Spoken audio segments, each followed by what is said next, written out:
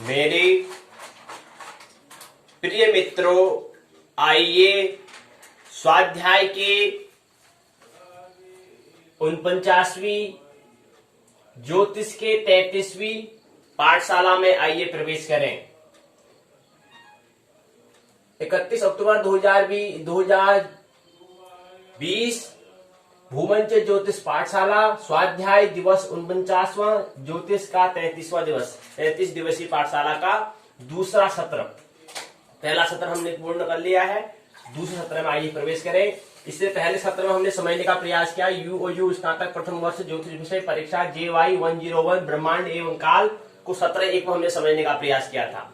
अब उसी क्रम में हम यहाँ पर सत्र 2 में यूओयू स्नातक प्रथम वर्ष ज्योतिष विषय परीक्षा JY 102 जन्म कुंडली निर्माण की परीक्षा जो है उसको ले आइए देते हैं। पहला प्रश्न, पूरे प्रश्न पत्र हमको दे रखा है, इसमें क्या करना है, कैसे अध्ययन करना है, पहले अच्छे से प्रश्न पत्र को देखना चाहिए हमें, और प्रश्नों को पहले हमें क्या पढ़ना है, उसको समझना है, तब जाकर उसको उत्तर हमें देने हैं। बिगड़ प्रश्न को पढ़े बिगड़ समझे, हमें उसका हल करने में नहीं लग जाना है, पहले उसको हमें समझना है, उसके बाद उसका हमें उत्तर देना है। पहला प्रश्न पूछा है ज्योतिष शास्त्र का विस्तृत परिचय दीजिए। फिर अगला प्रश्न है स्वकल्पित उदाहरण द्वारा लग्नानयन उपस्थित कीजिए, उपस्थापित कीजिए। दूसरा प्रश्न। तीसरा प्रश्न है स्वकल्पित उदाहरण द्वारा नक्षत्र वृद्धि का भयाद भभूक साधन कर जन्माक्षर और जन्म राशि का भी क्या करें, निर्देशित करें। चौथा प्रश्न है दशा भाव लग्न पर विस्तार से वर्णन करें। दशा किसे कहते हैं, भाव किसे कहते हैं, लग्न किसे कहते हैं, उस पर विस्तार से क्या करें, प्रकाश डालें। ये 4 प्रश्न दिए हैं हमें, और हम क्या करें, दीर्घ उत्तरीय प्रश्न यहाँ पर पहले सॉल्व करेंगे। हमने कहा था खंड क्या होते हैं, प्रश्न पत्र के खंड 2 होते हैं। खंड 1 दीर्घ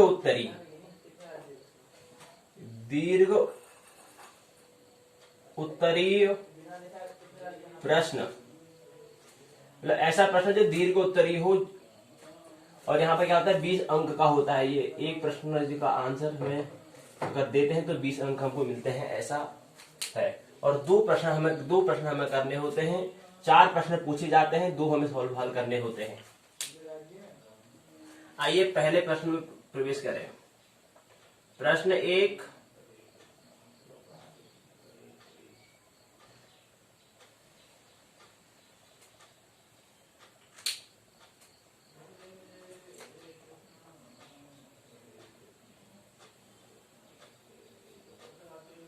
तारीख ये हमें लिखना है। 4 प्रश्न में पहले हमें 2 प्रश्न चुनने हैं, उन 4 में से हमें 2 प्रश्न हल करने हैं। हमें ध्यान रखना है कि 2 प्रश्न हमें हल करने हैं, 4 नहीं करने हैं। 4 में हमें 2 करने हैं। अब 2 में से जो हमें अच्छा, ऐसे प्रश्न हमें 2 ऐसे चुनने हैं जो हमें अच्छे से आते हो। तो हमने चुना है पहला प्रश्न जो है ज्योतिष शास्त्र का विस्तृत परिचय कीजिए, यानी कि ज्योतिष शास्त्र क्या है इसको बताओ। ज्योतिष शास्त्र पर विस्तार से प्रकाश डालिए, विस्तार से प्रकाश डालिए, प्रकाश डालिए, ये प्रश्न है। अर्थात हम पहले ज्योतिष शास्त्र कैसे कहते हैं ये हमें समझना है। पहले प्रश्न में ज्योतिष शास्त्र, शास्त्र में क्या होता है, आपने शब्द सुना है शास्त्र। शास्त्र किसे कहते हैं, शास्त्र की अगर परिभाषा, अगर कोई आप डेफिनेशन आपसे पूछे तो इसका मतलब होता है सर्वसम्मति, सम्मत जिसे हम कहें, सभी का मत जो हो, सम्मत, सर्वसम्मति जिसकी हम बात करते हैं, क्या करते हैं, सर्वसम्मति। मतलब सभी की मति के हिसाब से, सभी की बुद्धि के हिसाब से जो एक निर्णय लिया जाता है उसको कहते हैं शास्त्र। अर्थात शास्त्र को हम कह सकते हैं कि विज्ञान भी हम कह सकते हैं। आज से 5000 वर्ष पहले हम शास्त्र की हम बात करते हैं, लेकिन अभी इसी को हम क्या कर देंगे, विज्ञान हम कह सकते हैं।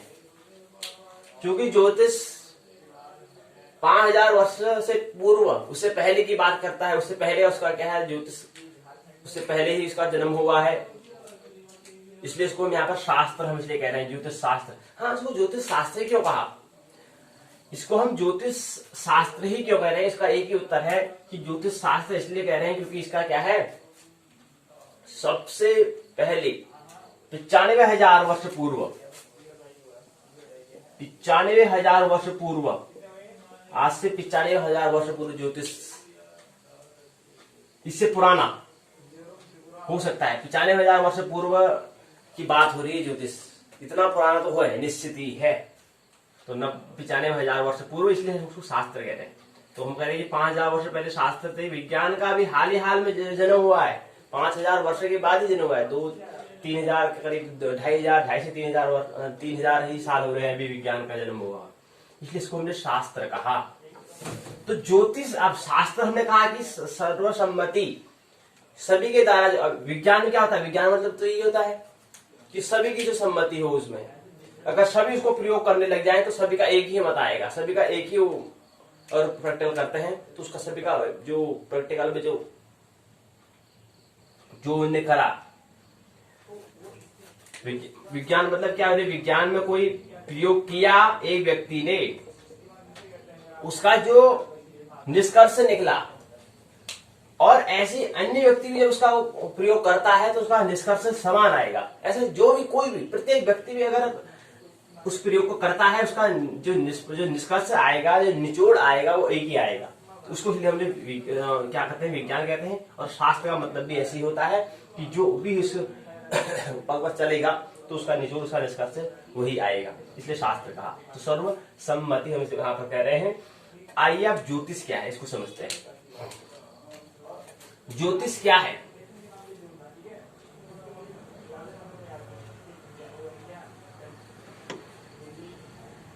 ज्योतिष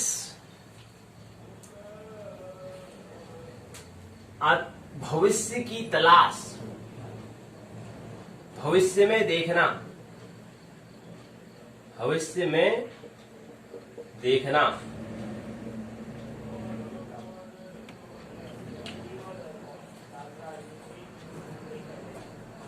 और विज्ञान क्या है फिर? अब शास्त्र हम कह रहे हैं इसको ज्योतिष विज्ञान भी हम कहते हैं। ज्योतिष विज्ञान, यहां पर शास्त्र तो विज्ञान भी तो कह सकते हैं इसको, ज्योतिष विज्ञान ही बन सकता है, ज्योतिष धर्म ही बन सकता है, ज्योतिष शास्त्र भी बनता है, ज्योतिष माया भी बनता है, हर बात की है। तो ज्योतिष शास्त्र, धर्म, विज्ञान, तो ज्योतिष विज्ञान है, ज्योतिष धर्म है, ज्योतिष शास्त्र है। ज्योतिष का मतलब होता है जो भविष्य में देखना, भविष्य में देखने की प्रक्रिया का नाम क्या है? ज्योतिष है। आगे जो होने वाली घटना है उसका जो दर्शन कराए, और इसलिए ज्योतिष को हम कहते हैं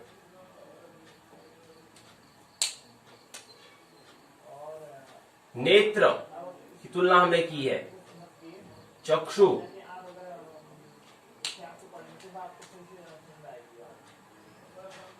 इसलिए इसकी तुलना आंख से की है, नेत्र से की है, क्योंकि देखने के आंख के द्वारा ही देखना होता है। इसलिए ज्योतिष भी क्या है, क्योंकि भविष्य में देखने की प्रक्रिया है, इसलिए इसको हम देखने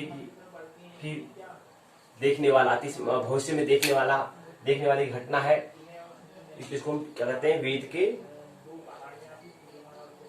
वेद का कौन सा भाग आता है? नेत्र आता है। तो भविष्य में देखना। और ज्योतिष बताया कि भविष्य में देखने की प्रक्रिया है। तो ज्योतिष के 3 भाग होते हैं, ये हमने बात की थी। ज्योतिष के 3 भाग, ज्योतिष के होते हैं 3 भाग। सिद्धांत होता है, होरा होता है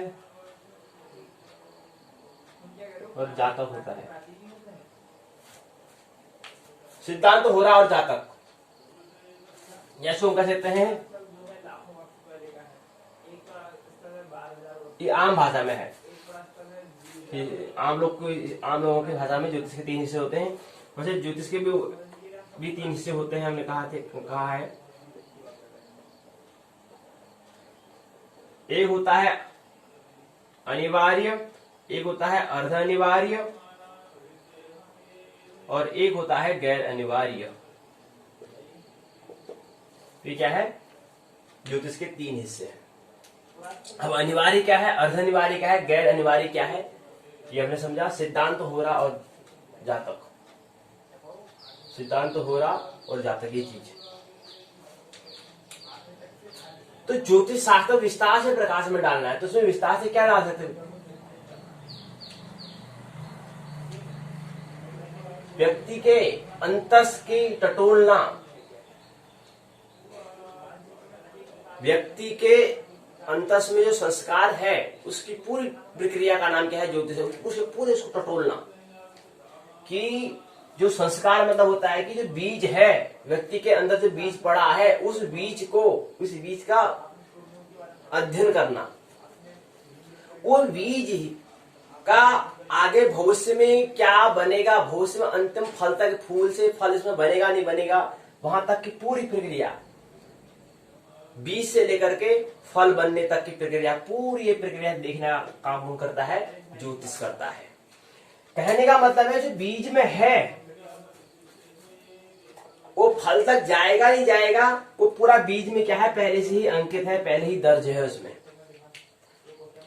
अगर कोई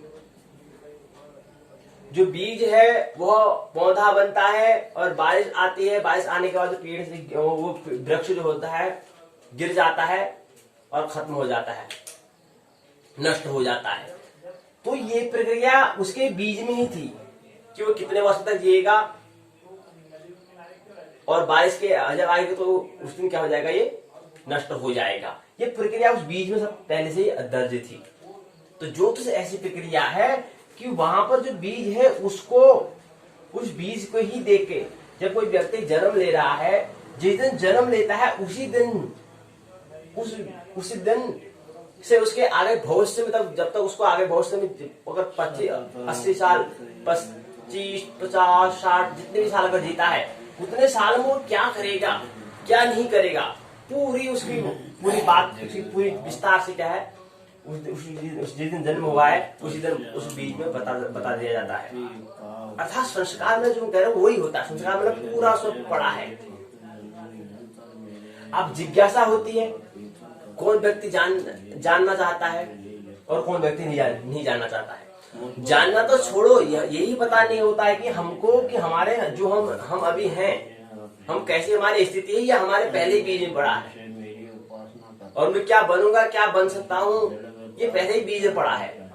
लेकिन हमारी जिज्ञासा ही नहीं होती क्या यार मैं जानू क्या मेरे बीज में क्या क्या है, मैं भविष्य में मैं हंसते हुए जीऊंगा नहीं जीऊंगा, मैं क्या बनूंगा, ये हम पूछते ही नहीं है। अब हमको यही स्मरण ही नहीं है, हमारे संस्कार में हमको यही पता नहीं है कि हमारे अंदर है क्या, हमारे अंदर क्या पड़ा है, इसके बारे में कभी ख्याल जाता ही नहीं है। तो इसलिए हमने कहा ज्योतिष के 3 हिस्से, गैर अनिवार्य, अर्ध अनिवार्य और अनिवार्य। तो गैर अनिवार्य में कोई बहुत विरल लोग गैर अनिवार्य गैर अनिवार्य में क्या है,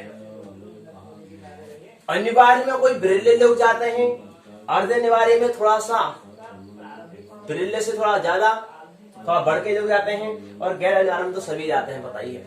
तो कहने का मतलब है 9%, 1% और 90% व्यक्ति क्या है, गैर अनिवार्य में। 90% व्यक्ति गैर अनिवार्य में ही अटक जाते हैं, 9% अर्ध अनिवार्य तक ही रह जाते हैं, और कोई विरला इक्का दुक्का कभी भूले भटके जो साहस करता है वो अनिवार्य जगत में, इसेंशियल जगत में प्रवेश कर पाता है। तो 3 ज्योतिष के, एस्ट्रोलॉजी के 3 पार्ट्स हमने कहा essential, semi essential and non essential. तो नॉन इसेंशियल से हमें आगे जाना होता है अर्ध अनिवार्य, सेमी इसेंशियल में, सेमी इसेंशियल में आगे जाना होता है, इसेंशियल में हमें जाना होता है, अनिवार्य जगत में हमें जाना होता है जहाँ पर कोई परिवर्तन नहीं होता है। ये ख्याल रखना चाहिए, यहाँ पर भी कोई परिवर्तन नहीं होता है। यहाँ पर परिवर्तन हो सकता है अर्ध अनिवार्य में, और यहाँ पर कुछ भी, यहाँ पर कोई भी सब संयोजिक बात होती है, संयोग की बात यहाँ पर होती है, पूरी संयोजिक बात यहाँ पर होती है। यहाँ संयोग होता है, यहाँ पर निरंतर परिवर्तन होता है। यहाँ पर कोई भी बात, जैसे कहते हैं कि यार मैं यहाँ से आज जा रहा था, कार्यालय में जा रहा था, ड्यूटी करने जा रहा था, रास्ते में एक केले का छिलका था, उसमें पैर पड़ा तो मैं गिर गया। इससे कोई तारों से लेना देना है नहीं। ये कौन सी जगत की बात होगी? ये गैर अनिवार्य जगत की बात होगी, नॉन इसेंशियल की जगत की बात है। इससे तारों का कोई लेना देना नहीं है। लेकिन हम सोचते हैं क्या चले लेना है तो नहीं हो। तो ज्योतिष का एक हिस्सा है, ये गैर अनिवार्य हिस्सा है, और हम अधिकतर लोग इसी में रह जाते हैं, 90% लोग इसी में रह जाते हैं। इन्हीं छोटी मोटी बातों पर हम जो गैर अनिवार्य जगत की बातें, इन्हीं पर हम अटक जाते हैं, इन्हीं पर हमारी जिज्ञासा जाती है। इससे आगे हमारी पिपासा जिज्ञासा नहीं जाती है, जानने की लगन हमारी नहीं जाती है कि अर्ध अनिवार्य जगत है। और अर्ध अनिवार्य जगत में क्या होता है? अर्ध अनिवार्य जगत तो सबसे महत्वपूर्ण प्रश्न हो जाता है कि जन्म क्या है, मृत्यु क्या है। जो व्यक्ति जन्म और मृत्यु को समझने का प्रयास करता है, इसका मतलब उसने क्या कर दिया है, वो गैर अनिवार्य अर्थात भीड़ से आगे निकलने का उसने साहस करा है। भीड़ से आगे निकलने का साहस उसने किया है, अर्थात अर्ध अनिवार्य जगत में जाने का प्रयास उसने कर लिया है। अर्ध अनिवार्य जगत में प्रवेश हो रहा है, साहस करा, हिम्मत करी उसने। तो वहां पर पूछता है क्या जन्म मृत्यु क्या होती है, और जन्म मृत्यु भी अर्ध अनिवार्य बात है। इसमें कोई अनिवार्य, यहाँ पर भी कुछ अगर हम करेंगे और हम परिवर्तन करना चाहेंगे तो परिवर्तन हो सकता है, अगर हम परिवर्तन नहीं करना चाहते तो नहीं हो सकता। इसलिए यहाँ पर बात क्या है, अगर हम करें तो होगा, नहीं करेंगे नहीं होगा। इसलिए यहाँ पर हमें समझदारी से यहाँ पर कदम बढ़ाना होता है, क्योंकि जैसे हम समझदारी से कदम यहाँ बढ़ाते हैं तो हम अनिवार्य जगह में प्रवेश कर सकते हैं। और थोड़ा सा अगर होशियारी, अगर हम होशियार यहाँ पर हम नहीं बरतेंगे, होशियारी अगर नहीं बरतेंगे तो वापस हम गैर अनिवार्य जगत में प्रवेश कर जाएंगे। तो इसलिए यहाँ पर हमारा अर्ध अनिवार्य जब पहुंचते तो यहाँ पर हमें होशियारी से हमें कदम बढ़ाना होता है। अगर थोड़ा सा अगर हम होशपूर्वक कदम बढ़ाएंगे, ध्यानपूर्वक कदम बढ़ाते हैं तो अनिवार्य जगत में आ जाते हैं। और वहां पर क्या है, विरले ही जो 1% हम कह रहे हैं, 1% कह रहे हैं, वो व्यक्ति यहाँ पर प्रवेश कर पाते हैं। तो ये 3 यहाँ पर बात हम कह रहे हैं, ज्योतिष के 3 भाग होते हैं। और ऐसे यहाँ पर भी आमतौर पर भाषा यहाँ पर भी है कि सिद्धांत हो रहा और जातक के 3 भाग यहाँ पर होते हैं। तो ये विस्तार से और हम क्या कर सकते हैं, और भी विस्तार से इसमें क्या बातें होती है, विस्तार से बातें यही होती है कि ज्योतिष क्या है, व्यक्ति की, ज्योतिष की जो पूरी प्रक्रिया वो क्या है,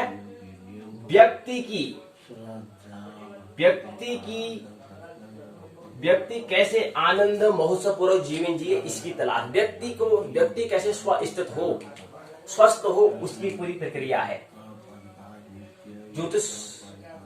आप इस स्वस्थ हो, व्यक्ति कैसे स्वस्थ होगा, इसके लिए फिर उसको थोड़ा ब्रह्मांड के बारे में जानना पड़ता है, खगोल के बारे में जानना पड़ता है, उसे समझना होता है कि उनसे थोड़ा तारे हमारे जो हमारे खगोल पिंड जो हैं उनसे भी कुछ हमें परिवर्तन होता है ब्रह्मांड में, उनसे भी कुछ तरंगे आती हैं, उनसे हमारा जीवन में प्रभाव पड़ता है। इसलिए थोड़ा क्या है, एस्ट्रोनॉमी का भी, खगोल का भी अध्ययन करना होता है। लेकिन वो करना किसके लिए पड़ रहा है, वो इसलिए करना पड़ रहा है क्योंकि व्यक्ति अस्वस्थ है, किस कारण से, इसके लिए अध्ययन करना पड़ता है, खगोल का अध्ययन करना पड़ता है, एस्ट्रोनॉमी का अध्ययन करना पड़ता है। प्रत्येक व्यक्ति क्या है, प्रत्येक व्यक्ति या प्रत्येक कोई भी प्राणी, कोई भी पौधा, कोई भी पिंड, अंतरिक्ष में कोई भी, अब अस्तित्व में कोई भी स्थित कोई प्राणी, कोई भी वस्तु, कोई भी पदार्थ हम कहें तो एक प्रत्येक व्यक्ति का प्रभावित करते हैं, ये पता होना चाहिए।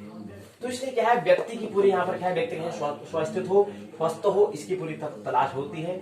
इसके लिए क्या करना पड़ता है, पूरे खगोल का अध्ययन करना पड़ता है। लेकिन मुख्य क्या है, व्यक्ति को स्वस्थ करना, व्यक्ति को क्या करना, रोग से मुक्त करना, ये ज्योतिष का पूरा क्या होता है, उद्देश्य रहता है। इसके लिए ज्योतिष को अनेक कदम उठाने पड़ते हैं, अलग अलग दिशाओं में कदम उठाने पड़ते हैं, लेकिन मुख्य उसका विषय एक ही होता है कि व्यक्ति का, मनुष्य का क्या करना, चिकित्सा, मनुष्य के मन की चिकित्सा करना, यही उसका उद्देश्य होता है। तो विस्तार से बात होती है, विस्तार से कुछ के बाद और भाग आ जाते हैं। अब व्यक्ति के अंतस में क्या है, व्यक्ति के अंतस और बाह्य दोनों की यहाँ पर बात होती है, लेकिन व्यक्ति के अंतस में फिर आते हैं, बात करते हैं संस्कार की बात करते हैं। आपने देखा होगा इसके अंतर्गत व्यक्ति क्या है, इसके अंतर्गत हमने खगोल के बारे में बताया, नक्षत्रों का अध्ययन होता है, वो तो क्या है, थोड़ा अंतस जगत की, बाह्य जगत की बात होगी। अंतस जगत में क्या होता है, माथे की रेखाएं हो जाती हैं, हाथ की रेखाएं हो जाती हैं, शरीर का रंग कैसा है, ये जो इसका शरीर का रंग ऐसा ही क्यों है, इसकी माथे की रेखाएं ऐसी क्यों है, हाथ की रेखाएं ऐसी क्यों है, ये थोड़ा मध्य जगत की बात है। एक अंतस में, इसके अंतस फिर आता है चक्र, योग जिस भाषा में, योग की भाषा में कहते हैं चक्र।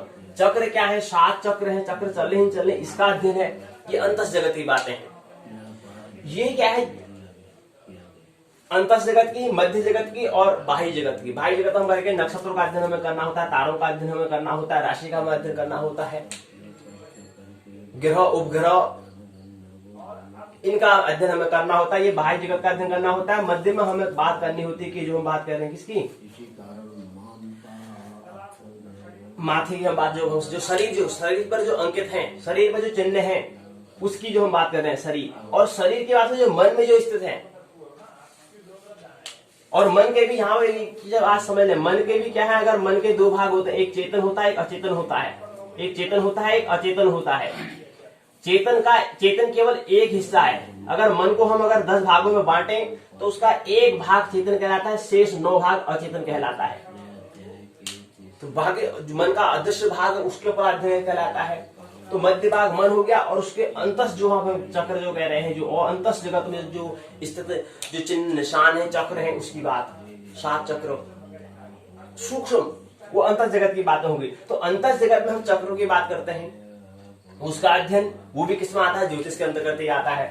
और मध्य जगत, माथे की रेखाएं, हाथ की रेखाएं, ये जो मध्य का कैसा शरीर है, कैसी उसकी वाणी है, कैसा उसका आचरण है, ये सब मध्य जगत में आ जाता है। कि आखिर इसका कलर ही ऐसा क्यों है, इसका रंग ही ऐसा क्यों है, शरीर इसकी वाणी ऐसी क्यों, इसके आचरण ऐसा क्यों है, ये सब क्यों है, ये क्या है, कैसे है, क्या है और कैसे है, ये सब क्या और कैसे का पूरा ये मध्य जगत में आता है। ज्योतिष के अंतर्गत मध्य जगत में हम बात करते हैं। तो किसी को शरीर अगर ऐसा मिला है तो उसका भी वजह है, क्यों मिला इसको ऐसा शरीर, क्यों इसके शरीर में ऐसा अंकित क्यों है, इसका हाथ ऐसा क्यों है, इसका पैर ऐसा क्यों है। लेकिन हाथ की रेखाएं, माथे की रेखाएं क्या है, ये भी केवल मध्य जगत की बात है, यहीं पर अटक नहीं जाना है। क्योंकि ये हाथ की माथे की जो रेखाएं हम जो बात करते हैं, ये केवल क्या है, अगर मन को हमने अगर थोड़ा परिवर्तन कर दिया तो हाथ की माथे की रेखाएं वो भी मिट जाती हैं। कहने का मतलब है मन के अनुगामी क्या होता है, शरीर होता है, चलता है। इसलिए मन को हमने अगर कहें कि हाथ रेखा कुछ नहीं होता है, इनकी रेखा से कुछ नहीं होता, तो रेखाएं क्या होती है, मिट भी जाती है, कट भी सकती है।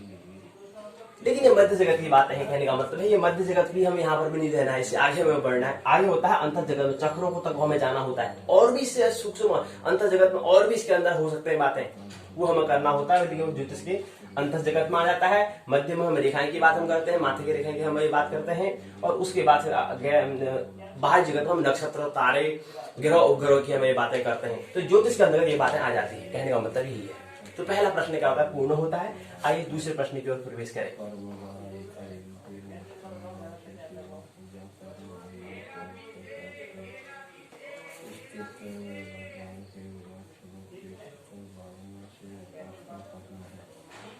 समस्त विश्व की उपासना कैसे यह स्पष्ट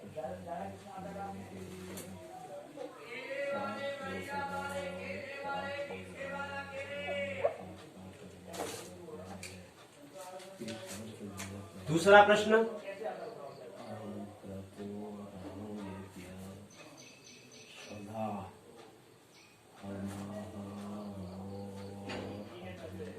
दूसरा प्रश्न है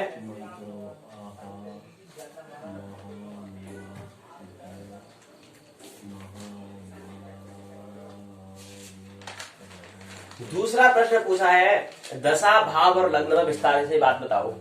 दशा किसे कहते हैं, भाव क्या है और लग्न क्या है, पर विस्तार से वर्णन करो। दशा किसे कहते हैं और दशा के अंदर हमें समझने का प्रयास। दशा पहले क्या होता है, दशा का मतलब होता है स्थिति, दशा का मतलब होता है स्थिति, ढंग। क्या होता है, स्थिति होती है अर्थात ढंग, स्थिति अर्थात ढंग। कि अंतरिक्ष में स्थित जो नक्षत्र है उनका ढंग कैसा है, वहां पर उनकी स्थिति कैसी है, उनका स्टेटस कैसा है, वहां पर वो दशा कहलाती है। और इसी के हिसाब से दशा हमारी फिर बात हम करते हैं, दशा हो जाती है।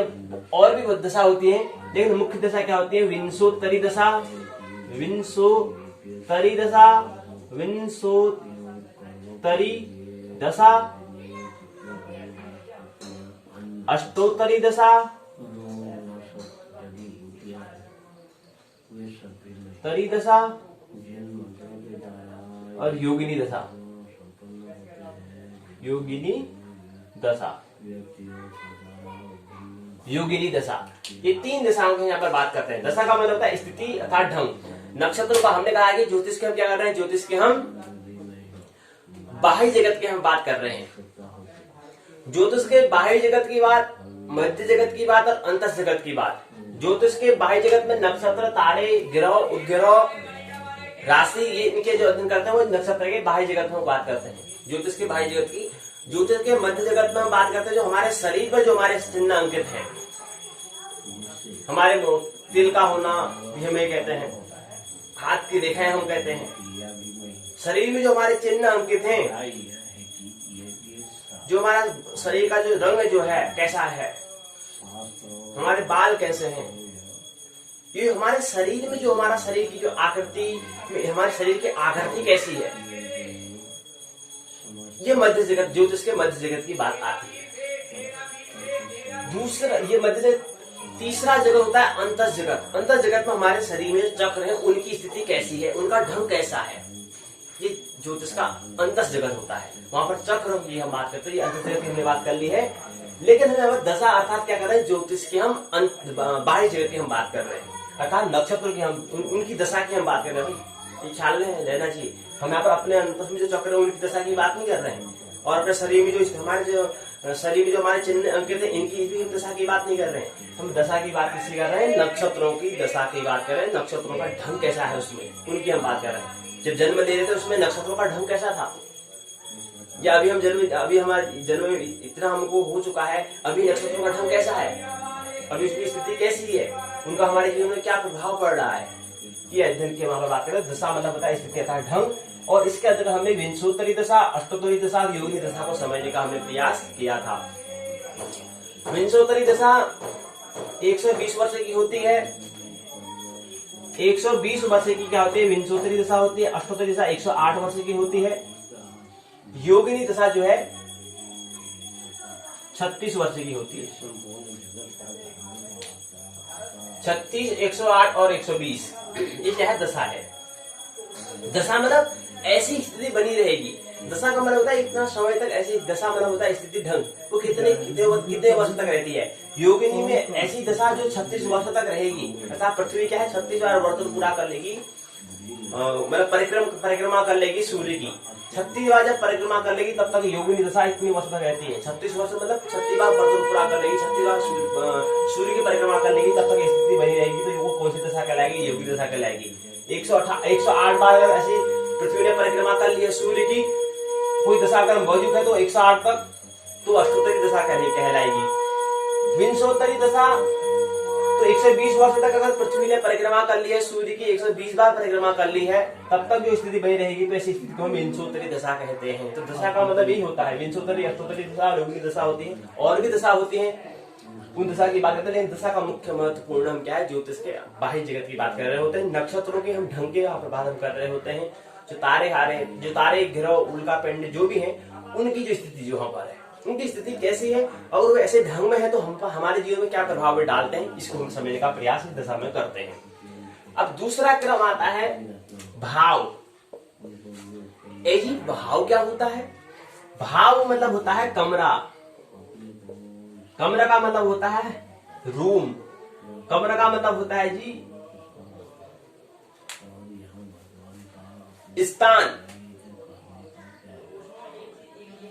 तो ये कमरा जो हम कह रहे हैं, भाव जो हम कह रहे हैं, हाउसेज जिसे हम कहते हैं, ये कमरे की हम बात करते हैं, मतलब स्थान की हम बात करते हैं। ऐसा स्थान अगर देते हैं कि 12 भागों में उसको बांट देते हैं, अगर 12 भागों में इसको बांट देते हैं, शब्द का क्या इस स्थान में क्या होता है, क्या इस स्थान में क्या होता है, उसकी अगर हम बात करते हैं, इसको ऐसे समझें, ये रहा भाव को ऐसे बनाते हैं हम,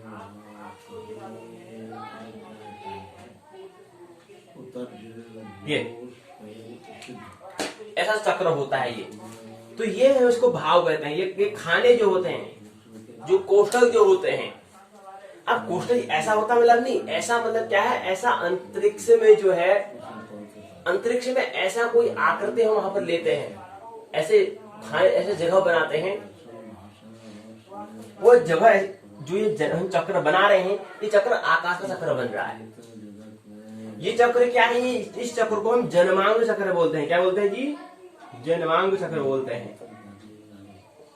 और जन्मांग मतलब होता है जन्म जब हमारा हो रहा था, उस समय हमारा जो वर्तुल जो चक्र है आकाश में, जो वर्तुल बना था, पूरा जो चक्र बना था, जो कुंडली बनी थी, उस कुंडली की को हमने भी क्या करा था, 12 भागों से 12 हिस्से हमने किए थे। और जो 12 कोष्ठक थे, जो 12 हिस्से किए थे, उन 12 हिस्से को हम क्या कहते हैं, भाव कहते हैं। और पहले जो मध्य और यह दिखाने का जो हमारा जो यहाँ पर जन्मांग चक्र को जो हम जब चित्र में दिखाते हैं, उसका दिखाने का हम जो पहला ये जो होता है, इसको हम लग्न कहते हैं। यहाँ से हम गिनती शुरू करते हैं, यहाँ से हम प्रारंभ करते हैं, यहाँ से भी प्रारंभ कर सकते हैं, यहाँ से भी प्रारंभ कर सकते हैं। लेकिन यहाँ पर अगर हम जब इसको रेखांकित अगर चित्र को यहाँ पर बनाए, तो हमारा यहाँ पर नियम यहाँ से शुरू कर रहा था कि यहाँ से शुरू करना होता है, और यहाँ को ऐसे, क्योंकि पृथ्वी क्या है, पश्चिमी पूर्व दिशा की ओर घूम रही है, तो इसलिए 1 2 3 ऐसे हमें करना पड़ता है। तो जब इसको ऐसे अगर उसको हम चित्र बनाते हैं, यहाँ पर अगर दिखाते हैं, तो उसको हम ऐसे दिखाना पड़ता है हमको। तो पहला भाव, दूसरा भाव, तीसरा भाव, चौथा भाव, 5वां, 6वां, 7वां, 8वां, 9वां, 10वां, 11वां, 12वां, ये 12 भाव होते हैं, मतलब 12 कमरे होते हैं, 12 स्थान होते हैं। ये क्या है, जब जन्मांग पर जब हमारा जन्म हो रहा था, उसमें पूरा वर्तुल जो बना था, पूरे आकाश को हमने 12 भागों में हमने बांट दिया था। उस स्थिति में जो हमारे ग्रह की स्थिति बननी हुई थी, तो 12 भाव उसको हम कहते हैं, 12 कमरे से 12 कोष्ठक को हम कहते हैं भाव। अब इस भाव का स्वरूप क्या होता होगा, इस भाव का प्रभाव क्या पड़ता होगा? पहले इस जगह में अगर भाव है, इस जगह में क्या स्थिति होती होगी? जैसा कहते हैं कि हमारा अगर इस महीने अगर जनवरी अगर फरवरी ऐसा होगा, मार्च अप्रैल अगर होगा, मई जून जुलाई अगस्त सितंबर नवंबर दिसंबर में होगा, तो मौसम कैसा होता है, कैसी ऋतु होता है, कैसा सीजन होता है, और ठंडा जैसा हमें लगना शुरू हो जाता है। ऐसे ही अगर पहला भाव है, अगर ये भाव पहले भाव अगर रहे, तो वहां पर उसका स्वभाव कैसा होता होगा, कैसा जैसा वहां पर ऋतु सीजन हो चलता होगा, ऐसा कुछ समझे। तो पहले भाव का स्वभाव कैसा है, पहला कमरे का स्वभाव कैसा है, और पहले कमरे का स्वभाव, और पहले कमरे में फिर जो ग्रह बैठे, ग्रह का स्वभाव कैसा है, और इसमें बैठे हुए जो राशि है उनका स्वभाव, और राशि स्वामी का स्वभाव, इन सभी का संयुक्त रूप से अध्ययन जब करते हैं, वो पूरा अध्ययन क्या कहलाता है, कुंडली कहलाती है। उसको उसका ही नाम क्या है, कुंडली है, उसका ही नाम है जन्म कुंडली। तो वो अध्ययन कहते हैं कुंडली, हम उसका अध्ययन करते हैं। और जन्म कुंडली की जन्म के समय जैसा स्थिति उसके बात करते हैं जन्म कुंडली।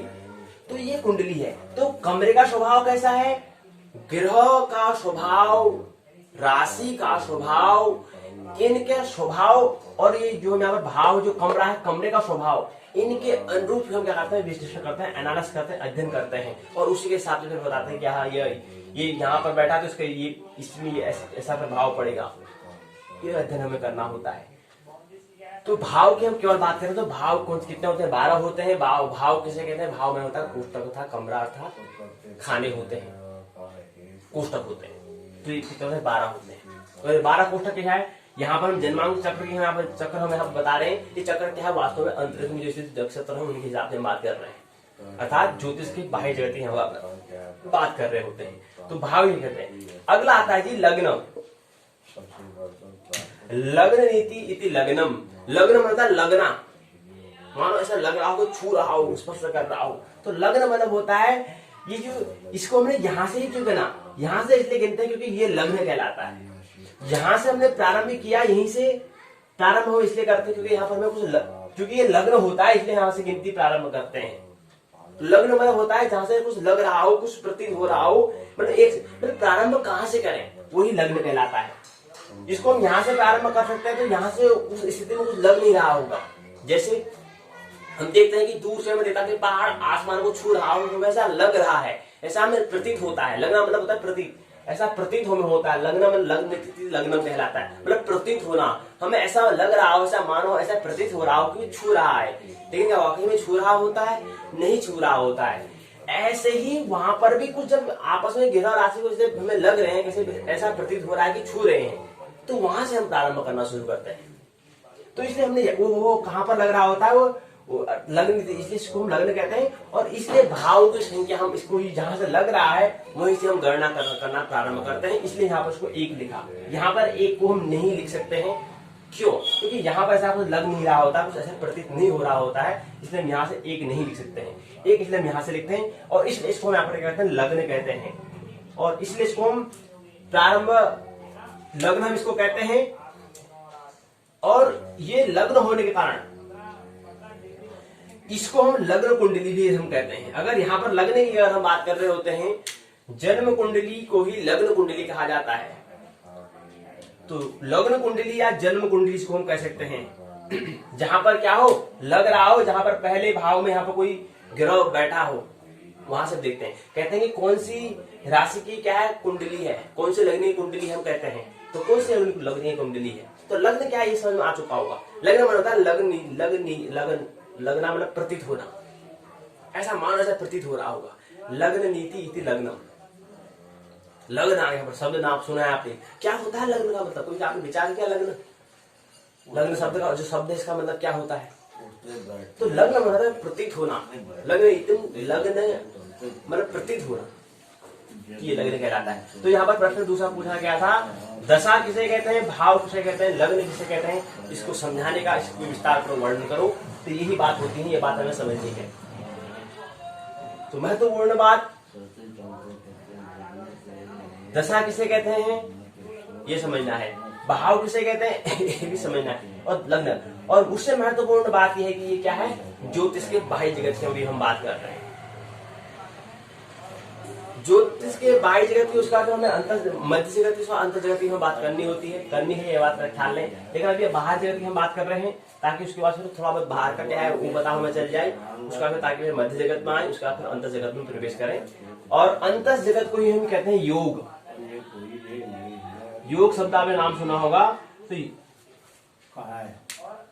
अंतर जगत तक हमें पहुंचना है, अर्थात योग अर्थात वही अध्यात्म बन जाता है, वही ज्योतिष में क्या है अध्यात्म बन जाता है। अर्थात वही अनिवार्य, अर्ध अनिवार्य और गैर अनिवार्य जो बात कर रहे हैं उसकी हम बात कर रहे हैं, उसकी हम क्या कर रहे हैं बात कर रहे हैं। लेकिन वो भी इतनी महत्वपूर्ण बात नहीं है, उसमें तो गैर अनिवार्य में कुछ और बात हो जाती है, लेकिन उसको ये भाग भी कहना महत्वपूर्ण है। अंतर जगत, मध्य जगत और बाह्य जगत, बाह्य जगत, अंतर जगत और अंतर जगत और मध्य जगत, ये हम बात करते हैं। ये बहुत सारी बात हमें ख्याल रखनी होती है तो महत्वपूर्ण बात, मुख्य बात यही है। और भी इसमें विचार को आप अपने इसमें रख सकते हैं, लेकिन महत्वपूर्ण विचार यही होता है जो हमें जितनी बात समझ में आई उसको हमें लिखना होता है, दर्ज करना होता है। आप कर किससे कॉपी से नकल करके दर्ज करा, उससे कोई हल नहीं होने वाला है जी। हल तो तभी होगा जब अपनी अकल का नकल किया होगा जी, उससे पहले नहीं।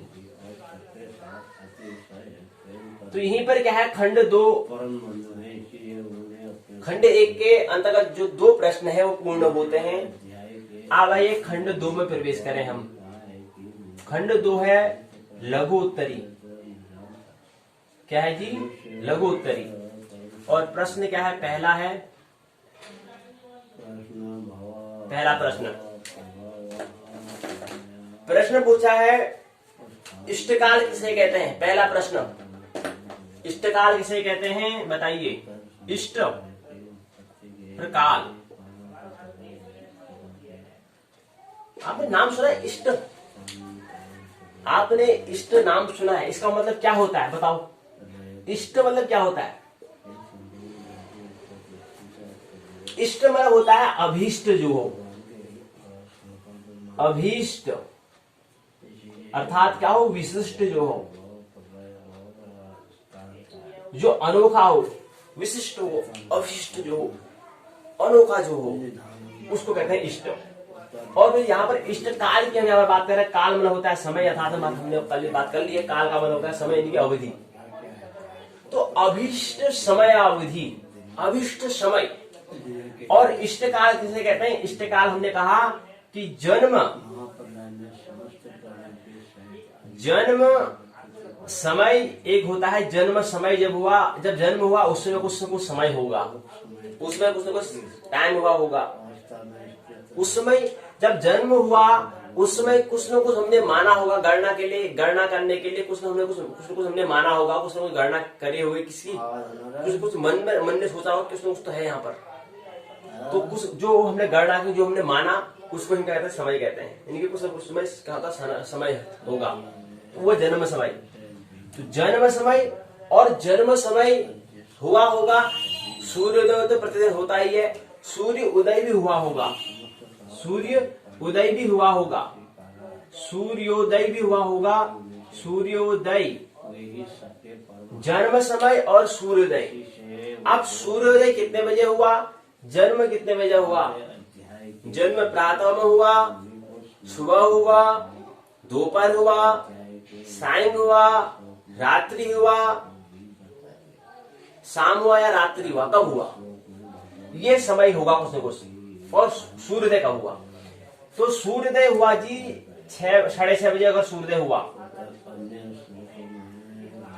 और जन्म जो हुआ था वो हुआ था 7:30 में।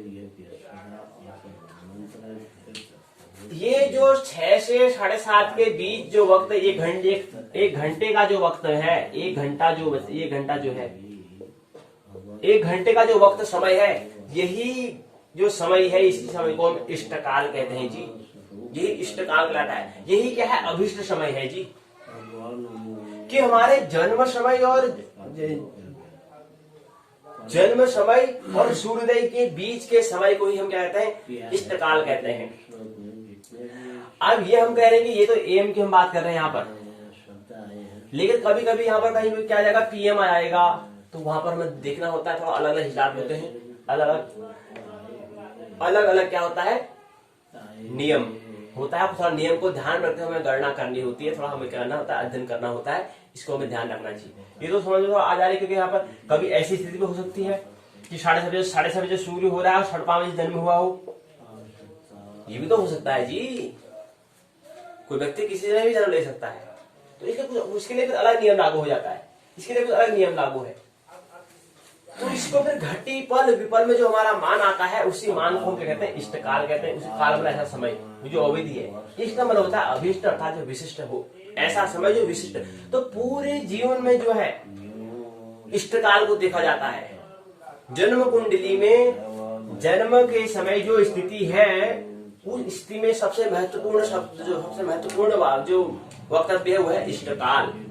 कि इसका इष्टकाल कैसा है? इष्टकाल क्या है इसका?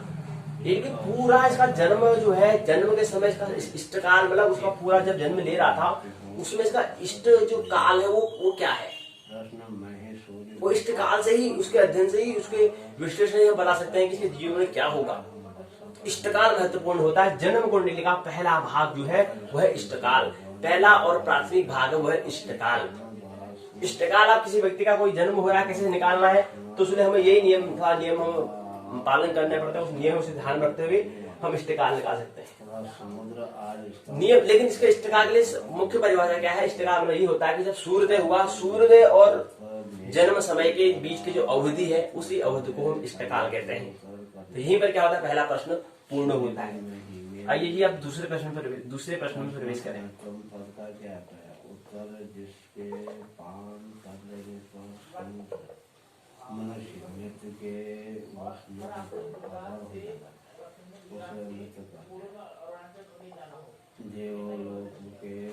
खंड 2 लघुत्तरी के अंतर्गत दूसरा प्रश्न है।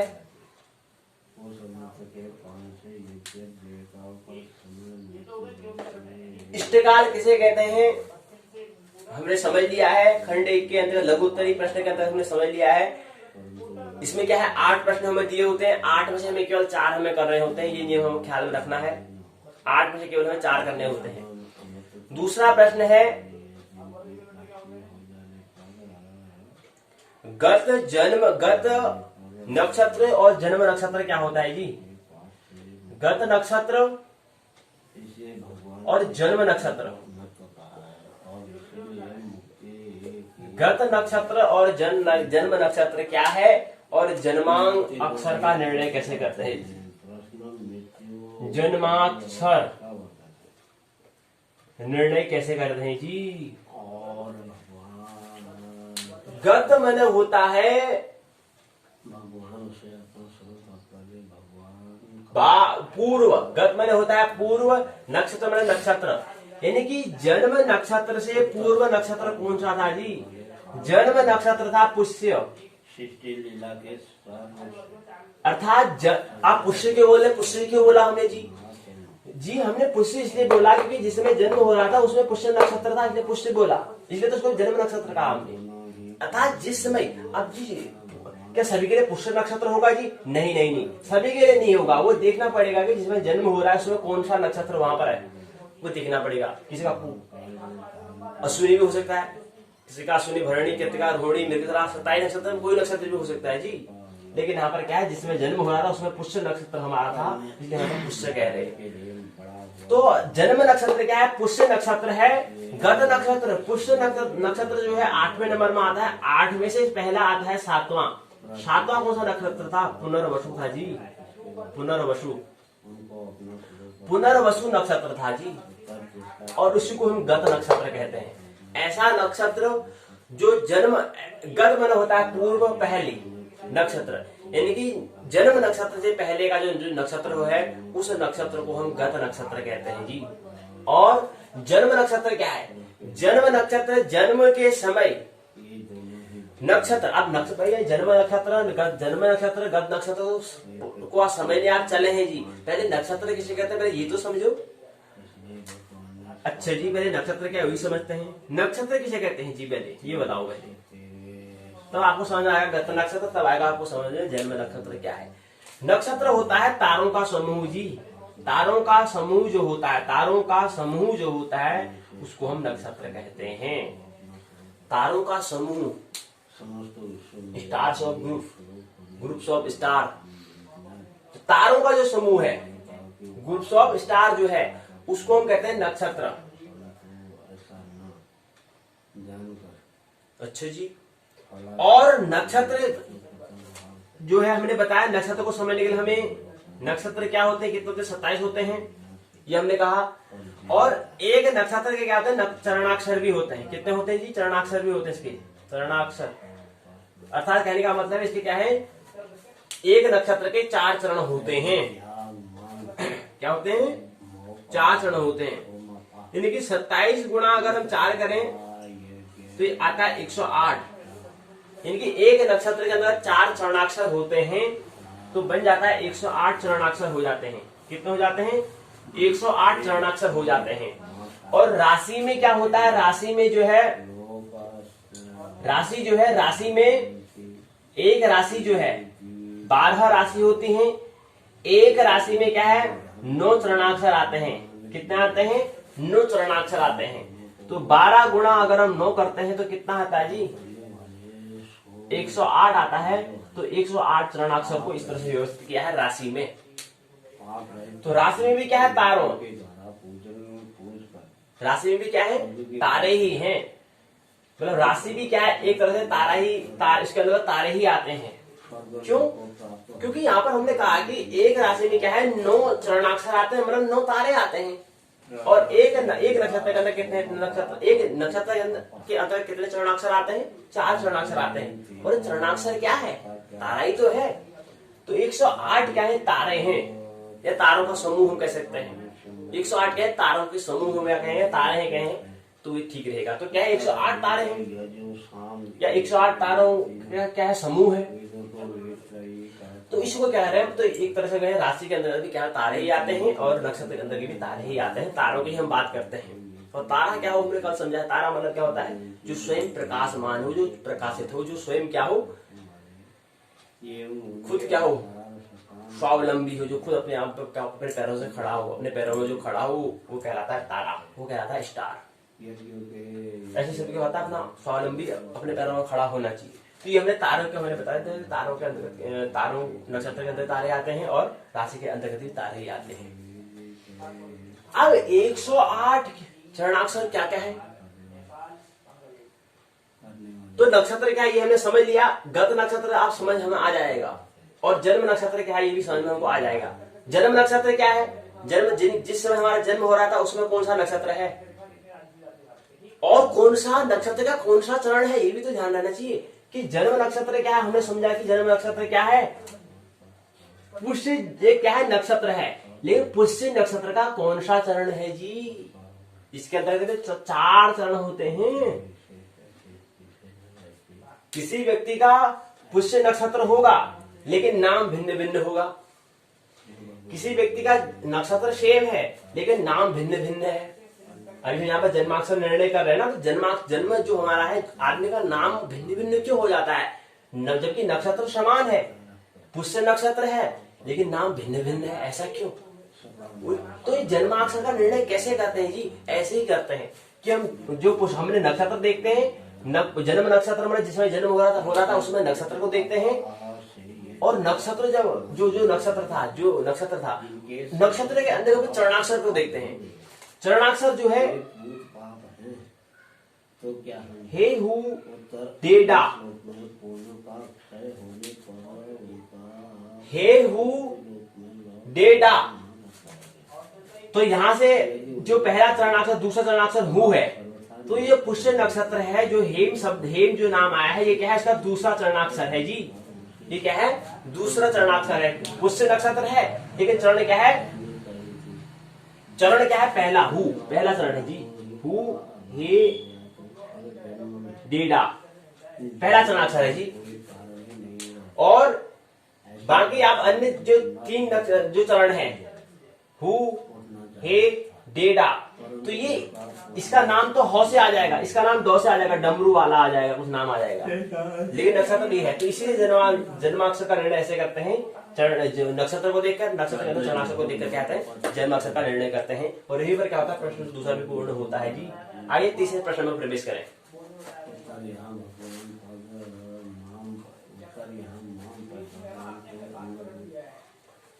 इंद्रादि देवताओं का वध है, शास्त्र विद्या उसका सदा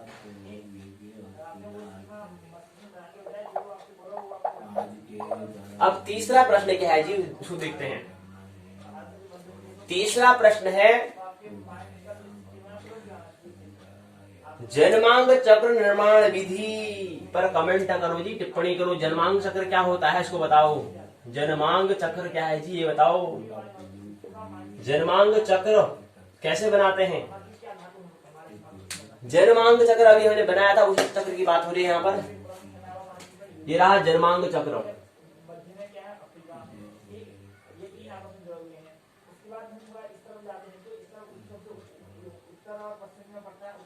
ये आता है जन्मांग चक्र। यहाँ पर 5वीं राशि, 6ठी राशि, सातवीं राशि, आठवीं राशि, नौवीं राशि, 10वीं राशि, 11वीं, 12वीं, एक दूसरी, पहली, दूसरी, तीसरी और चौथी। और यहां पर क्या है, सूर्य है, चंद्रमा है, बुध है, राहु है, और यहां पर क्या है, केतु है, यहां पर क्या है, मंगल है, यहां पर क्या है, शनि है और गुरु है। तो ये क्या है, ये जन्मांग चक्र कहलाया।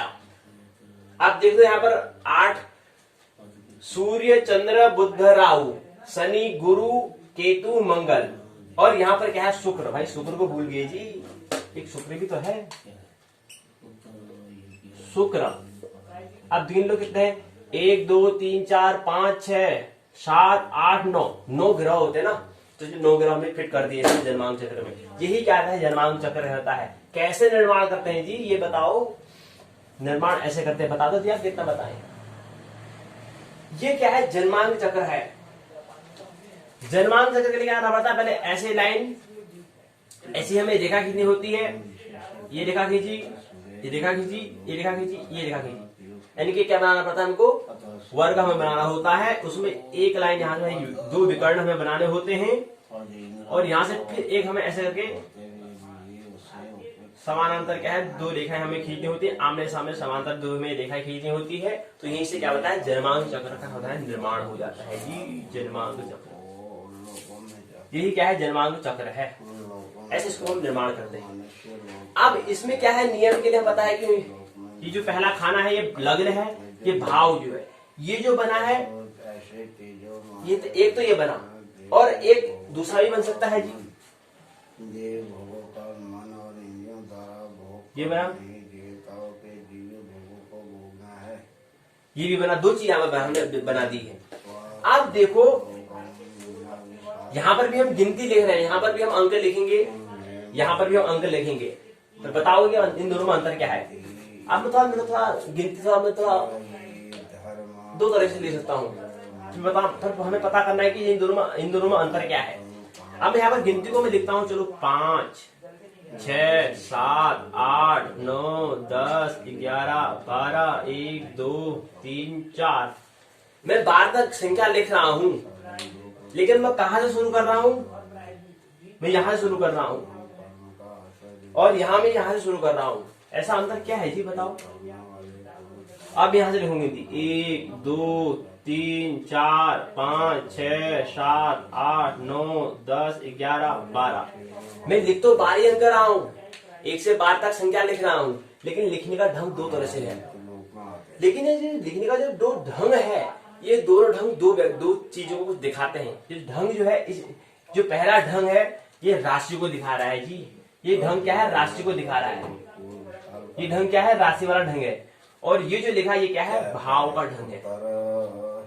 ठीक है, ये कमरों का ढंग है। कमरों में जो कमरे की संख्या का ढंग है।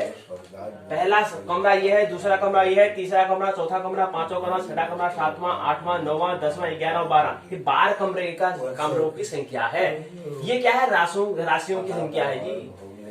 तो यहाँ पर राशि क्या है, चलती है, और कमरे क्या होता है, फिक्स होते हैं। कभी भी क्या है, हमारा जब कक्षा जब छोटी, जब हम जो कौन सी कक्षा में होते हैं, कक्षा कभी बदलती है, नहीं बदलती, हम बदलते हैं।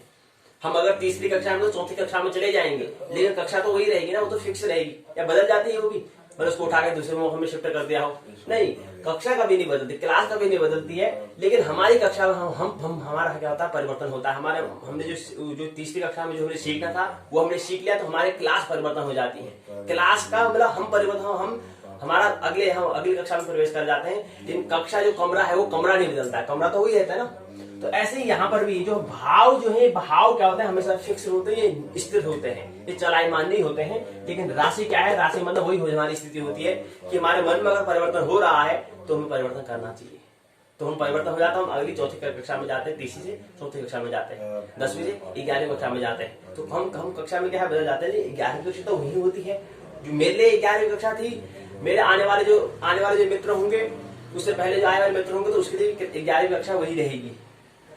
लेकिन हम क्या होता है, परिवर्तन होते रहते हैं। हम हमारी कक्षा बदल जाती है, मतलब हम बदल जाते हैं। तो ऐसे यहाँ पर भी है, राशि बदल जाती है लेकिन भाव नहीं बदलते हैं। तो जन्मांक चक्र का निर्माण कैसे करते हैं, यही प्रश्न पूछा है।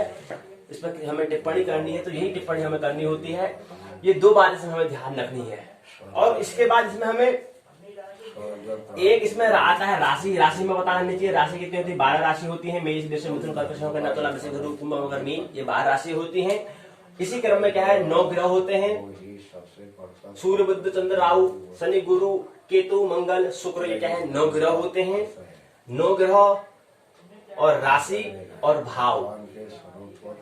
अब ये ग्रहों का स्वरूप, इनका स्वरूप कैसा है, राशि का स्वभाव कैसा है और नक्षत्र का स्वभाव कैसा है, इन सभी का स्वभाव के अनुरूप में क्या करना, पूरा इसका विश्लेषण कहाँ पर करते हैं, हम करते हैं। लेकिन ये जो हमने बनाया था ये क्या था, ये था जन्म कुंडली। ये जो हमने बनाई थी, कौन सी बनाई थी, जन्म कुंडली बनाई थी। तो जन्म कुंडली बनाने के लिए पहले हमें क्या करना पड़ता है, जन्मांक चक्र बनाना पड़ता है। अब इससे पहले हमने खाली पोस्टर बनाया था, पहले हमने जन्मांक चक्र बनाया। उसके बाद इसके अंदर हमने फिर राशि को रखा, फिर भाव को रखा। भाव तो रखे रहते हैं, इसे रखने की जरूरत नहीं होती है। तो कभी आपने गौर किया होगा, भाव को कभी हमने संख्या में नहीं दिखाते हैं, व्यक्त नहीं करते हैं। क्यों? एक ही कारण है, तो हमेशा फिक्स होते हैं।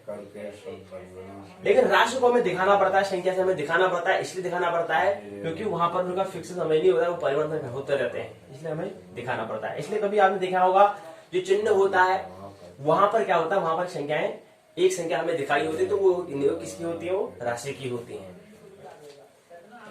और भाव का नहीं दिखाते हैं क्योंकि भाव क्या है, फिक्स स्थिर रहते हैं, इसलिए नहीं दिखाते हैं।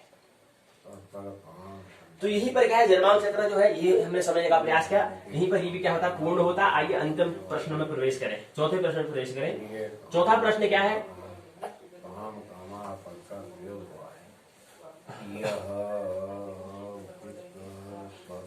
चौथा प्रश्न है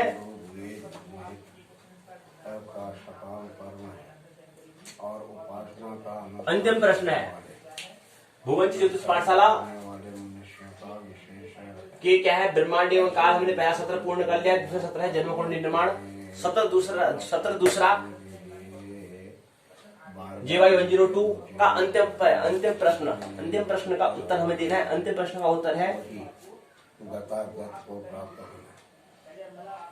पहले दो श्लोक में यज्ञ द्वारा देवताओं का पूजन करने वाले सकामी मनुष्यों के देव पूजन फल आवागमन बताकर कुंडली के बारे में बताओ जी। जन्म कुंडली क्या होती है, कुंडली, जन्म कुंडली, जन्म कुंडली पे प्रकाश डालें, पे प्रकाश डालिए, जन्म कुंडली में प्रकाश डालिए। जन्म कुंडली क्या है, कुंडली किसे कहते हैं, कुंडली मतलब होता है चक्र, वर्तुल। तो जन्म वर्तुल क्या है, जन्म के समय आकाश में जो वर्तुल जो बनाता है, जो चक्र जो बनाता, उस चक्र को बताओ। तो जन्म चक्र, जन्म कुंडली का मतलब होता है जन्म जब हो रहा था उस समय आकाश में कौन सा चक्र बना, कौन सा वर्तुल, कौन सा चक्र बना, कौन सा वहां पर वृत्त बना था, कौन सा सर्कल वहां बना था, उस सर्कल का बताओ हमें। वो चक्र जो है उस चक्र को बताओ। उस चक्र में उस नक्षत्र का, अगर जो हमारा जिस समय जन्म हो रहा था उस समय अगर हम वहां पर फोटो खींचते अंतरिक्ष में, जो ग्रह नक्षत्र की स्थिति थी, स्थिति जब खींचते तो उस समय कौन सा वो चक्र बनता, वो बनता तो क्या बनता, एक चक्र ही बनता, वो कुंडली ही बनती। वो कभी आयताकार नहीं बनता, नहीं वर्गाकार बनता, वो क्या बनता, चक्र बनता था, कुंडली बनती। उसका आकार क्या बनता, वो गोल ही बनता। क्यों जी, ऐसा क्यों? चाहे इसको हम किसी भी साधन के माध्यम से उसको हम फोटो लेते, वो हमेशा वर्तुल ही बनता। वो आयताकार नहीं बनता, वर्गाकार नहीं बनता, कोई स्क्वायर नहीं बनता, वो रेक्टेंगल नहीं बनता, वो क्या बनता, वर्तुल बनता। क्यों? एक ही वजह है, क्योंकि पृथ्वी क्या है, गोल है, एक क्या है, स्फीयर है। चलते जी, फिरते, स्पेयर है जी। उठते बैठते सोते जागते एक तो और हम जो जन्म कुंडली बात कर रहे हैं, हम पृथ्वी के एक हिस्से की बात नहीं कर रहे हैं, पृथ्वी के पूरे बाहर उसके, पृथ्वी बहुत बड़ी है, पृथ्वी क्या है, गोल में है। तो ये पृथ्वी गोल के होने के कारण वो भी जो उसके, पृथ्वी गोल है तो पृथ्वी के जो ऊपर हम जो लेंगे वो भी तो गोल बनेगा, उसका चिन्ह करते वो भी तो गोल बनेगा। पृथ्वी है, पृथ्वी अगर हम फोटो खींचते हैं, पृथ्वी के अगर हम प्रतिरूप अगर बनाते हैं तो वो भी क्या बनेगा, गोल ही तो बनेगा। ऐसे ही कहें कि पृथ्वी के ऊपर जो हम बनेगा, क्योंकि हम गोल हैं, अगर हम पृथ्वी का भ्रमण करते हैं तो अगर एक स्थान से ठीक वही स्थान तक पहुंचते हैं तो एक वर्तुल में ही पहुंचते हैं, एक हम रेखा में नहीं पहुंचते, हम किसमें पहुंचते हैं, वर्तुल में पहुंचेंगे। पृथ्वी गोल है तो क्या कहेंगे, एक गोल में एक वर्तुल में घूमेंगे। तो ऐसा वहां पर हमने इसको कुंडली क्यों कहा, चक्र ही क्यों कहा, इसको हमने वर्ग क्यों नहीं कहा, ये ऐसे भी तो हो सकता था, इसको ये समझे ना। कह रहे कि जन्म कुंडली में प्रकाश डालिए, तो जन्म कुंडली को ये भी तो कर सकते थे, ये भी तो कह सकते थे, जन्म वर्ग भी तो कह सकते थे, जन्म वर्ग भी कह सकते थे, या जन्म आयताकार भी तो कह सकते थे, जन्म आयत भी तो कह सकते थे, आयत, जन्म आयत भी कह सकते थे। लेकिन इन्हें जन्म वक्र भी नहीं कहा, वर्ग, जन्म वर्ग, जन्म वर्ग भी तो कह सकते थे, जन्म आयत भी तो कह सकते थे, लेकिन इनने ऐसा नहीं कहा। इनने कहा, प्रश्न पूछा है जन्म कुंडली का प्रकार डालिए, अर्थात जन्म कुंडली कहा। इनने क्या कहा है, जन्म कुंडली कहा है, अर्थात जन्म कुंडली कहा। कुंडली का मतलब होता है चक्र, उनने कहा, क्या कहा, चक्र कहा। और कुंडली का मतलब होता है, कुंडली का मतलब होता है वृत्त, आंग्ल भाषा में उसको सर्कल कहते हैं, सर्कल कहा उनने, अर्थात वृत्त कहा, अर्थात क्या, कुंडली कहा, अर्थात चक्र कहा, अर्थात वृत्त, अर्थात सर्कल उनने कहा। स्क्वायर नहीं कहा, रेक्टेंगल नहीं कहा, वर्ग नहीं कहा।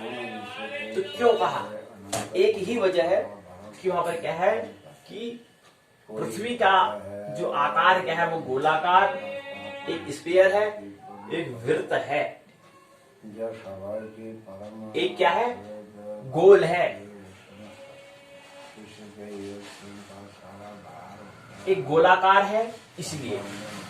और पृथ्वी यहाँ पर जैसी है, यहाँ पर जो अंतरिक्ष में जो ग्रह नक्षत्र इत्यादि जो भी हैं, आसपास जो भी हैं, वो भी क्या होंगे, स्फीयर में, ये गोल में ही होंगे। इसलिए इसको कुंडली कहा, इसलिए इसको चक्र कहा, इसलिए इसको हमने क्या कहा, चक्र कहा। और दूसरा ये भी कारण है कि कोई भी अगर प्रक्रिया जो होती है वो क्या होती है, वृत्त में ही होती है, सर्कल में ही होती है। कोई भी गति जो होती है, तो जीवन की गति की दिशा हो, वो क्या होती है, सर्कल में ही होती है। केवल पृथ्वी में अगर हम घूमने भ्रमण की अगर बात करें, पूरे पृथ्वी घूमने की अगर बात करें, तो हम अगर अंतरिक्ष में क्या करें, अगर भ्रमण करें, तो पृथ्वी के एक छोर से अगर हमें कोई एक यान हमें दे दिया जाए, यान में बैठे, भारत के वहां से उसको यान को उड़ाए, वहां से लेकर के पूरा पश्चिम से पूर्व दिशा के या पूर्व से पश्चिम दिशा के घूमते आए, तो अंत हम क्या करेंगे, वर्तुल को पूरा करके, चक्र को पूरा करके आएंगे। एक वर्तुल को, एक उसको कुंडली को पूरा करके आते हैं। तो वो ये क्या है, वर्त तथा वृत्त तथा सर्कल तथा एक कुंडली अथा एक क्या है, चक्र है, तो इसलिए हमने इसको चक्र कहा। अब प्रकाश क्या डालना है जन्म कुंडली पर, जन्म कुंडली में यही डालना है कि जिसमें जन्म हो रहा था। अब जन्म कुंडली इसको हमने कहा, यहाँ पर जन्म कुंडली के, अब हमने जन्म कुंडली तो समझ लिया, अब यहाँ पर जन्म कुंडली क्यों कहा इनने, अर्थात जन्म कुंडली से हमने क्या, किसकी बात कर रहे हैं। यहाँ पर चंद्र भी तो हो सकता है, लग्न भी तो हो सकता है, या अन्य भी तो हो सकते हैं। कुंडली के बहुत भाग होते हैं, कुंडली के अंदर बहुत भाग आते हैं। एक चक्र मतलब हम जो बात करते हैं, कुंडली के बहुत भाग, बहुत प्रकार होते हैं, भाग होते हैं, बहुत भाग होते हैं। कुंडली का मतलब होता है जीवन, पूरा यहाँ पर पूरी जीवन की जीवनी, इसको हम कह सकते हैं। पूरी कुंडली मतलब जीवनी हम कह सकते हैं। लेकिन जन्म कुंडली कह रहे हैं तो जीवनी का एक हिस्सा की हम बात करें, जन्म के समय जो प्राथमिक जो हिस्सा है उसकी हम बात कर रहे हैं। तो कुंडली मतलब हो गया जीवनी, हम बात कर रहे हैं, बायोग्राफी की हम बात कर रहे हैं, पूरी जीवनी की हम टोटल की हम बात कर रहे हैं। तो यहाँ पर जन्म भी आता है, अर्थात लग्न कुंडली या जन्म कुंडली भी यहाँ पर आता है। इसके बाद चंद्र कुंडली आता है, इसके बाद और भी कुंडली आती हैं। लेकिन अभी हम क्या कर रहे हैं, जीवन जो हमारा होने वाला है उसकी केवल एक भाग, पहले प्राथमिक भाग जो आधारभूत भाग है उसकी बात हमें प्रश्न में पूछा है। तो अर्थात पहले भाग की हम बात, प्राथमिक भाग की हम बात कर रहे हैं। तो प्राथमिक भाग क्या है, जन्म कुंडली है। अर्थात जन्म के समय तो पूरा जीवन का जो पहला जो प्राथमिक चरण है उसकी हम यहाँ पर बात कर रहे होते हैं। और वो स्थिति हमने बता दी, वो स्थिति यही है कि जन्म ये जब हुआ था, ये जन्मांक चक्र के हिसाब से इसको समझते हैं, ये बनाया होता है। तो जन्म के समय क्या था, जन्म के समय हमारा क्या था, यहाँ पर 5वीं राशि थी, यहाँ पर 6ठी राशि, यहाँ पर 7वीं, यहाँ पर 8वीं, यहाँ पर 9वीं, यहाँ पर 10वीं, यहाँ पर 11वीं, यहाँ पर 12वीं, यहाँ पर 1, यहाँ पर 2, यहाँ पर 3, यहाँ पर 4। ये जन्म के समय ऐसी स्थिति थी। यहाँ पर शुक्र ग्रह थे, कौन थे, शुक्र ग्रह। और यहाँ पर सूर्य,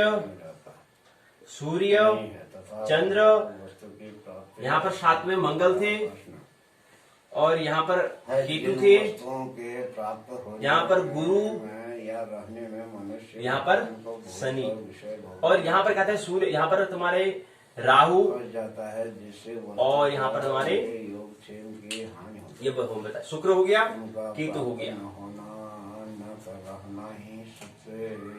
और बुध।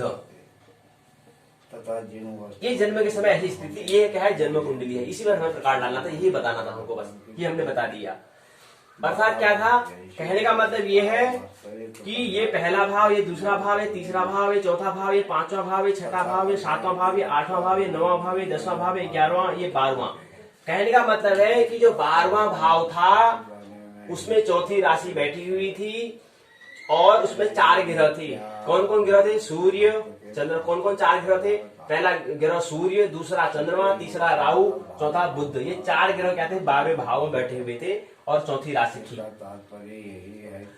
और इसी क्रम में फिर तीसरे भाव में, 5वें भाव, पहले भाव में शुक्र ग्रह बैठे हुए थे, और 5वीं राशि थी। और 5वीं राशि क्या है, मेष, वृष, मिथुन, कर्क, सिंह। सिंह राशि होती है, और सिंह राशि के स्वामी कौन होते हैं, सूर्य होते हैं। और एक कुंडली, जन्म कुंडली, जो लग्न कुंडली कह रहे हैं, ये कौन सी कुंडली है, सिंह लग्न की कुंडली है। क्योंकि यहाँ पर कहें 5वीं राशि कौन सी, सिंह है, इसलिए सिंह अर्थात सिंह नाम की क्या है, कुंडली है। सिंह लग्न की क्या है, कुंडली है। और उसको लग्न इसलिए बोलते हैं कि पहले भाव को लग्न कहते हैं, जहां से हमें प्रारंभ करते हैं, प्रारंभ यहाँ से करते हैं, लग्न मतलब प्रारंभ यहाँ से करते हैं, इसलिए इसको हमने लग्न कुंडली कहा। सिंह लग्न की क्या है, कुंडली है।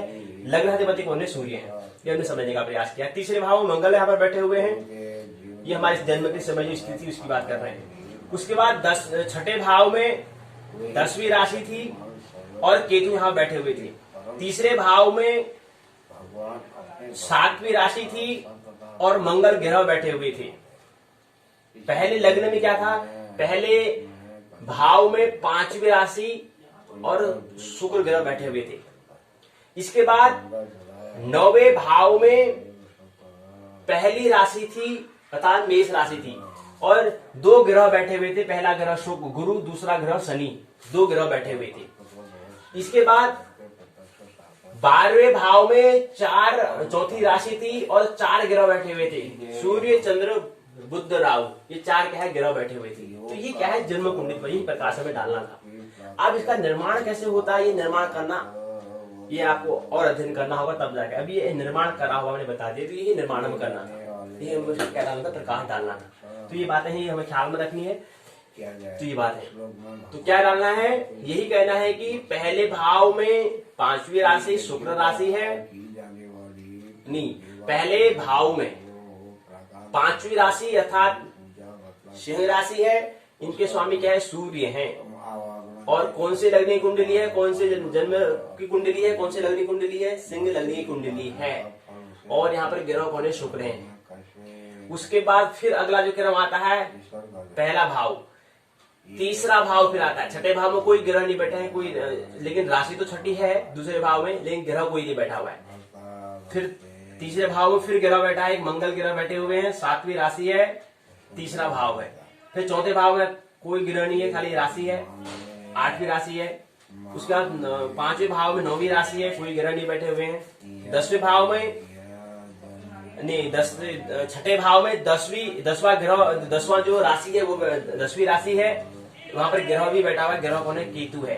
6ठे भाव में 10वीं राशि है, और ग्रह कौन सा है, केतु है। इसके बाद फिर 7 में कोई नहीं है, 8 में भी कोई नहीं है, केवल 11वीं राशि है, 12वीं राशि है 8वें भाव में, 9वें भाव में पहली राशि है और गिरह 2 बैठे हुए हैं, कौन? गुरु और शनि, ये हमें बताना है। और उसके बाद फिर 10वें में दूसरी राशि है, 11वें भाव में तीसरी राशि है, 12वें भाव में चौथी राशि है अर्थात कर्क राशि है, और कर्क राशि चौथी राशि है, इसके स्वामी कौन होते हैं? चंद्रमा होते हैं। तो चंद्रमा भी यहीं पर बैठे हुए हैं, क्या है? इसी 12वें भाव में चौथे राशि के स्वामी कौन है? चंद्रमा है, तो वो भी इसी भाव में बैठे हुए हैं। ये क्या है? चंद्र कुंडली, लग्न कुंडली है। और उसमें 4 ग्रह कौन कौन से बैठे हैं? 4 ग्रह कह रहे हैं, सूर्य, चंद्र, राहु, बुध, राहु, ये 4 ग्रह बैठे हुए हैं। तो यही हमें बताना था। अब दूसरा हमने कहा चंद्रमा यहाँ पर बैठे हैं। अब इस चंद्रमा को अगर हम यहाँ पहले में ले आते हैं तो वही केंद्र क्या कहलाएगी? वही ये जन्म कुंडली का रूपांतरण है, क्या कहलाएगी? चंद्र कुंडली कहलाएगी। अगर चंद्रमा को अगर हम लग्न में ले आते हैं तो वो क्या कहलाएगी? लग्न कुंडली ने करके चंद्र कुंडली, अर्थात जन्म कुंडली को हम लग्न कुंडली में परिवर्तन कर सकते हैं। उसके लिए क्या करना पड़ता है? उसके लिए हमें ये करना पड़ता है कि यहाँ पर चंद्रमा जो 12वें भाव में बैठा है उसको पहले भाव में अगर बैठा देते हैं, पहले भाव अर्थात जहाँ पर लग्न होता है वहां पर उसको बैठा देते हैं, तो यही जन्म कुंडली क्या कहलाती है? फिर चंद्र कुंडली कहलाती है। यही लग्न कुंडली फिर चंद्र कुंडली कहलाती है। यही बात हमें समझना, तो ये बताना था। तो यहीं पर क्या होती है? यूओयू स्नातक प्रथम वर्ष ज्योतिष विषय की परीक्षा JY 10 ब्रह्मांड एवं काल सत्र 1। यूओयू स्नातक प्रथम वर्ष ज्योतिष विषय परीक्षा JY 102 जन्म कुंडली निर्माण सत्र 2। पहला और दूसरा सत्र दोनों पूर्ण होते हैं और 31 अक्टूबर 2020 जो परीक्षा का आयोजन करना था वो दोनों उस परीक्षा का आयोजन करता है, संपूर्ण होता है। और यहीं पर क्या है? ज्योतिष विषय की 33 दिवसीय पाठशाला क्या होती है? संपूर्ण होती है। स्वाध्याय और 49वें दिवस में 49 के दिवस में क्या जाता है? ज्योतिष का 33 दिवसीय पाठशाला, 33 दिवसीय कार्यक्रम जो है वो पूर्ण होता है ज्योतिष विषय का।